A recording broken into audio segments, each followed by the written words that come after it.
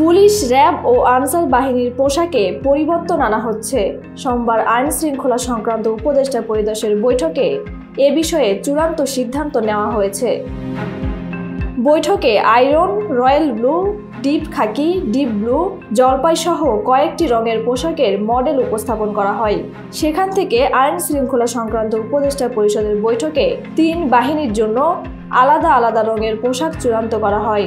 বৈঠকের সিদ্ধান্ত অনুযায়ী পুলিশের পোশাকের রং হচ্ছে আয়রন, র্যাবের পোশাক হচ্ছে জলপাই বা অলিভ রঙের এবং আনসারের পোশাকের রং হচ্ছে গোল্ডেন হুইট। জানা গেছে 18টি পোশাক পরিহিত পুলিশ, আনসার ও র্যাবের প্রতিনিধি দল বৈঠকে উপস্থিত হয়। এই 18টি পোশাক থেকে নির্বাচন করা হয়েছে। এর আগে 11ই আগস্ট পুলিশের ইউনিফর্ম ও লোগো পরিবর্তন করা হবে বলে জানিয়েছিলেন সাবেক স্বরাষ্ট্র উপদেষ্টা brigadier general M Sakhawat Hossain.